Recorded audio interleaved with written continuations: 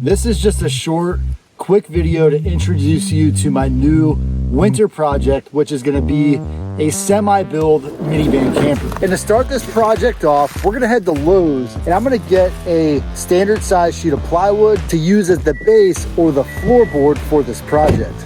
Now for this project, I don't really wanna go too crazy with expenses such as buying a bunch of new stuff. But to get it started, I really wanna get that floor. I'm gonna get a new bed frame as well as a new mattress, and I'm gonna use some of the things from my prior minivan camper build that are just too useful to pass up on.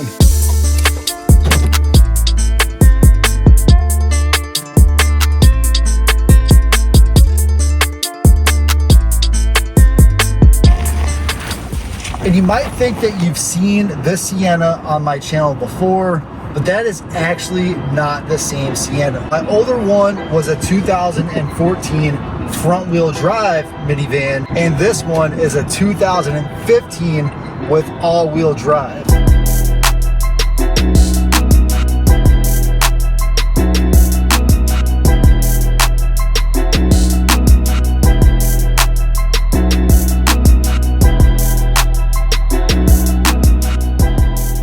$115 for this wood. I ended up not going with a full sheet of plywood. Weight is also a consideration in my build, and I don't want to overdo that. So let's see if this will even work when I get it done.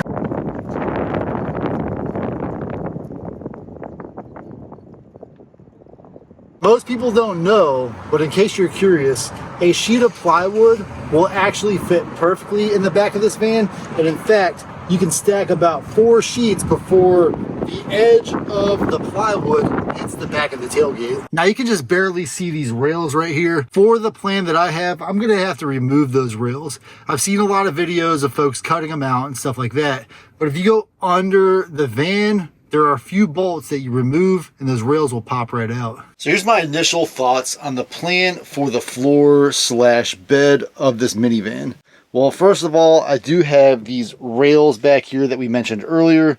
Those are definitely in the way. And the seat here is a 60-40 split. So this is 60% of the width and then this is 40% of the width. Well, it just so happens that the cot size frame or narrow twin size frame fits perfectly over this 60 portion of the seat. And so what I want to do is somehow remove this seat and then make the floor sufficient to hold the bed over where this seat normally is. If you're familiar with my previous build, I essentially want to have the same setup. However, I don't want to be carrying around that seat because I no longer need it. Another big consideration for me is that I want to have 1, 2, 3, 4, 5 seats if needed. Another thing I don't want to do is block this vent, because if I do have the vehicle running to heat or cool the van, I want to make sure that I have every capability available to do that. Getting started, I went ahead and gently removed these plastic pieces because I do plan to keep everything just in case in the long run I may have to put this back to factory for some reason. I wasn't as careful as I like to be, so I did kind of rip a couple of these clips. Not a huge deal, but definitely something I didn't intend to do. Now for the rest of this job, I've got 1, 2, 3, 4, 5 bolts I'm going to remove, and hopefully when I remove those, this whole bracket will just slide right out. Then I can store the chair somewhere with the screws for these brackets. So for this job, the main thing you're gonna need is a 12mm socket, and then just let her rip.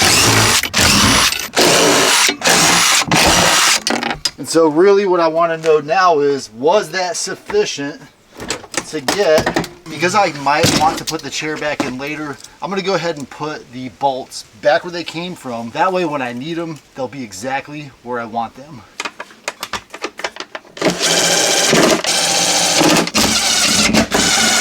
I've also got this giant OEM tub that I had bought for the previous Sienna and never had a chance to use. And what I may do is put this in like that and maybe cut this board just enough so that the feet of the bed can sit here. And I can store stuff in here that I don't really need access to, like tools, maybe jumper cables. emergency things so that if I need them, I can lift the bed up out of the way and then access what's inside of this. Before we get too far in this video, I just want to give you that unobtrusive reminder to please consider giving this video a thumbs up. Something else I'm considering is I previously had my mini fridge here, which was fine, but maybe I move the bed closer to the front seat and then put the fridge in the back. That might be an option as well. I think the true lesson here is I probably should have taken a little more time and thought exactly through how I want to set this thing up. It is kind of a work in progress, and I'm so busy with my regular job that I don't really have time to sit around and think and plan about this. So when I get these Saturday opportunities, I'm going to try to make the best of them and get this thing built out to the best of my ability. And either way, this wood won't go to waste. I will either use it to build maybe some kind of shelving or something for this project. So I'm very pleased with just having that one board right there. If you can see along this line, this is flush with the board. It's also flush with where the center of the bed frame will be, and it's also flush with where the front of the bed frame will be, assuming of course these floor rails don't interfere with the placement of the bed. And to get around the problem of the front, usually what I do is I push these rails as far back as they go, so that way when this is under the bed, it'll be out of the way. So I guess that's a little anticlimactic. I started this video planning to build a floor for my no-build or semi-build minivan camper, and it turns out that with a little less materials or a lot less materials than I expected, I'm gonna be able to get my bed in here and get that storage space that I wanted. I didn't show you guys the other side, but behind this seat is another one of those totes. So these two totes were designed specifically by Toyota to fit in the back of these minivans, and that provides me a nice level surface here. I paid about 200 bucks for these on Toyota parts deals or something like that, but perfect fit. And then with just this little, I want to say this is about 2.5 by 2.5 inches square. I would have to measure it to get specific, but with just that, I've got a very level surface. And the bed that I ordered off of Amazon has long feet, whereas the prior bed that I had just had these little leg table feet. And the reason that I want those long feet is that I could use it on a surface similar to this wood to make sure that I have something that is very stable. Now that I've started a new build, please let me know in the comments if you have any tips, tricks, or anything you want me to see in future videos related to this build. So in the next part of this build video, I do want to install that bed frame, that mattress, that sheet, which will fit perfectly right here where I'm at. And so the last thing I wanted to say about this build is focused on the chair that I'm sitting in. Although I predict that I will have to remove these floor rails to make the floor, at least on this side, more comfortable, I don't think I'm gonna have to remove those floor rails because they will be under the bed.